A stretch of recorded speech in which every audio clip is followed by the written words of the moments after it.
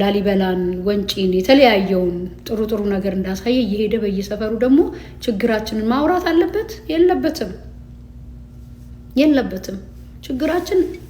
ሁሌ አብሮን ነው የሚኖረው አይምሮአችን እስካልተቀየረ ድረስ ዲለናውን ሰሞኑን ባይኖር ኖሮኛ ችግራችን ይፈታ ነበር ነው አልገባኝም በእውነት ከምን አንግል እንደምታዩ አልገባኝም ዓለም አቀፉ ማህበራዊ ሚዲያ ተጽዕኖ ፈጣሪው ዲላን ፔጅ ወደ ፍቅር ከተማዋ ሐረር መግባቱ ተነግሯል ታዋቂው ዓለም አቀፉ የማህበራዊ ሚዲያ ተጽዕኖ ፈጣሪው ዲላን ፔጅ ከሀገር ውስጥ የቲክቶክ ተጽዕኖ ፈጣሪው አዶናይ ጋር በመሆን ታሪካዊቷን የሐረር ከተማ ለመጎብኘት ወደ ምስራቅ ኢትዮጵያ ገብቷል በዓለም አቀፍ ደረጃ በሚሊዮኖች የሚቆጠሩ ተከታዮችን በማፍራት ፈጣንና አጫጭር መረጃዎችን በማቅረብ የሚታወቀው እንግሊዛዊ የማህበራዊ ሚዲያ ተጽዕኖ ፈጣሪ ዲላን ፔጅ በተለያዩ የሀገራችን ክፍሎች እያደረገ ያለውን ጉብኝት በመቀጠል ታሪካዊቷንና የፍቅር ከተማዋን ሐረር ለመጎብኘት ምስራቅ ኢትዮጵያ መግባቱ ተሰምቷል ከዚህ በፊት ላሊበላና ኦሮሚያ ክልል ደግሞ የተለያዩ የቱሪስት መዳረሻ ቦታዎችን ጎብኝቷል በዚህ የጉብኝት መርሃ ግብር ላይ የሀገራችን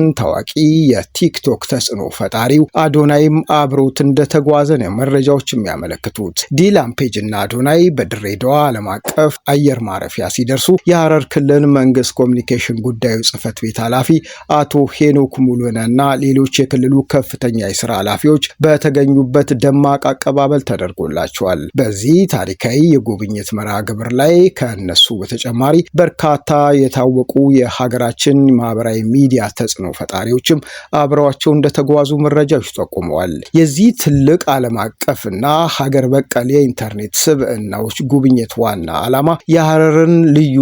የቱሪስት መስህቦችን ለዓለም ማስተዋወቅ ሲሆን በተለይም በሐረር ኢኮ ፓርክ የሚታየውንና በሰዎችና በጅቦች መካከል ያለውን አስገራሚ ትስስር የሚያሳየውን የጅብ መመገብ ትርኢት በጋራ እንደሚታደሙም ይጠበቃል ከዚህም ባሻገር የጀጎል ግንብና የከተማውን ጥንታዊና ባህላዊ እንዲሁም ሃይማኖታዊ መዳረሻዎችን በስፋት ተዘዋውረው እንደሚጎበኙም ተነግሯል የአይነቱ ዓለም አቀፍ ተጽዕኖ ፈጣሪዎችን ከሀገር ውስጥ ዲጂታል ፈጣሪዎች ጋር በማስተሳሰር የሚደረገው ጉብኝት የኢትዮጵያን የቱሪዝም ዘርፍ መልሶ ለማነቃቃትና የከተሞችን ሰላምና ውበት ገጽታ ለዓለም አቀፍ ማህበረሰብ በተሻለ መልኩ ለማድረስ ትልቅ የዲጂታል ዲፕሎማሲ ሚና ይጫወታል ተብሎም እየተጠበቀ ነው የበንዲ እንዳለ በርካታ ሰዎች በዲላን ፔጅ ኢትዮጵያ መምጣት ሁለት መልኩ ሐሳብ ይሰጣሉ ከነዛ መካከል የተወሰኑትን በቀጣይ ላስደምጣችሁ የኛ ሀገር ረሃብ የሚደበቅ አይደለም ችግሩ ማለት ነው ግን ይሄ ልጅ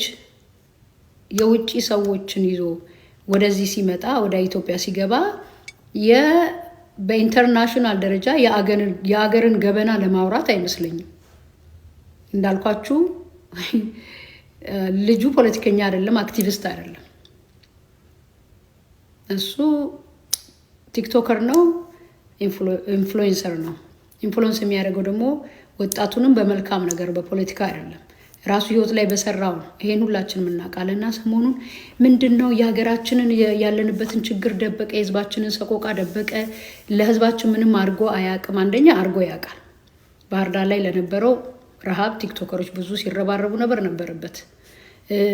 እጻጽ ላይ ነው የትግራዩን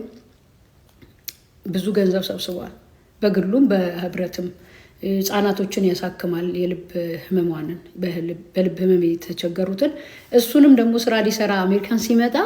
ብዙ ስትሉት ነበር ማነው እሱ ምንድነው እሱ ምናምን ስትሉ አትሰሩ ሲጀመር ሰው ሊሰራ አታሰሩም እኮ ሰው ለስራ ሲል የትኛውንም ስራ አታሰሩ ወይ አታሰሩ